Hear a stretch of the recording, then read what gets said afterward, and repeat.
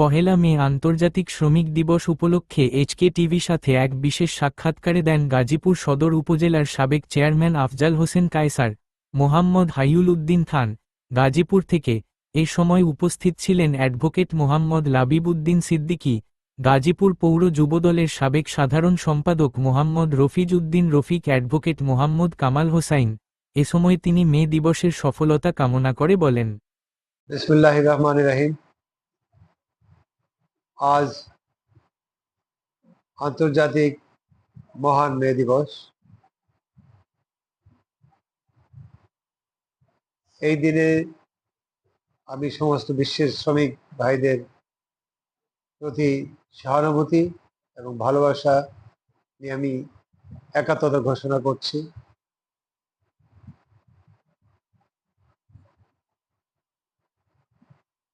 Chicago শহরে সেদিনের পহেলা মেতে শ্রমিকের অধিকার আদায়ের লক্ষ্যে যে শ্রমিক হত্যা প্রতিবাদে এই দিবস অদ্যাবধি পালিত হয়ে আসছে। এক শ্রমিকের অধিকারের মহান দ্বার উন্মোচন করেছে। তবে অদ্যাবধি শ্রমিকের ন্যায্য মূল্য, তার প্রাপ্য অধিকার সর্বব্যাপী সত্যিকার ভাবে প্রতিষ্ঠিত হয়েছে বলে আমার মনে হয় না। আমার দেশের শ্রমিকের অবস্থা আগের চেয়ে অনেক অধিকার প্রাপ্তিতে অগ্রগামী হয়েছে বটে, কিন্তু তারপরেও অনেক ঘাটতি রয়েছে।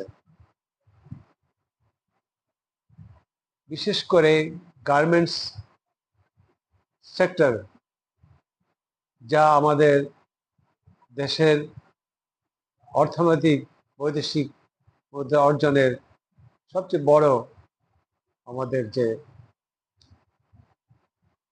প্রাপ্তি, সেখানে অদ্যাবধি অনেক অভিযোগ অহরহই পাওয়া যাচ্ছে। বিভিন্ন সময় আমরা দেখতে পাচ্ছি শ্রমিকদের মধ্যে বিক্ষোভ, অর্থাৎ তাদের রাস্তাঘাটেও তাদের অধিকারের লক্ষ্যে রাস্তায় দাঁড়াতে হয়। এটা অত্যন্ত দুঃখজনক।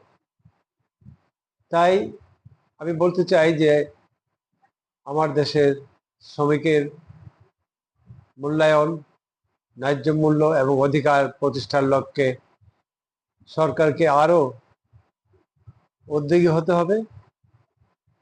ইতিমধ্যে আমাদের বাংলাদেশ জাতীয়তাবাদী দলের ভারপ্রাপ্ত চেয়ারম্যান জনাব তারেক জিয়া, তিনি যে ৩১ দফা প্রণয়ন করেছেন, বিএনপি ক্ষমতায় গেলে যে প্রোগ্রাম দিয়েছেন, আমি মনে করি যে এই ৩১ দফার বাস্তবায়িত হলে শ্রমিকের মূল্যে সত্যিকার অধিকার প্রতিষ্ঠিত হবে। তাই আমি বলতে চাই যে যেখানে বিশ্ব মানবতায় অনেক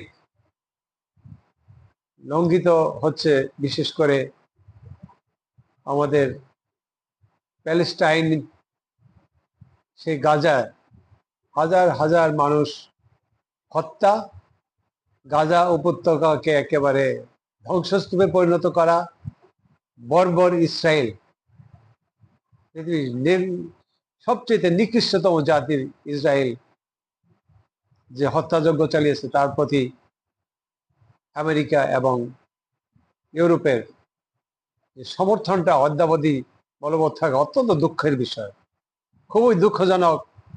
তারা মানবতার কথা বলে, কিন্তু কোথায় প্যালেস্টাইনিয়ান এই হাজার হাজার মানুষের এই হত্যাযজ্ঞ, মানবতার সঙ্গে তাদের কোনো মিল খুঁজে পাওয়া যায় না। তো যাই হোক, আমাদের দেশের শ্রম আইন আগের চেয়ে যথেষ্ট আমাদের উন্নতি হয়েছে। তাই বলতে চাই যে কলকারখানা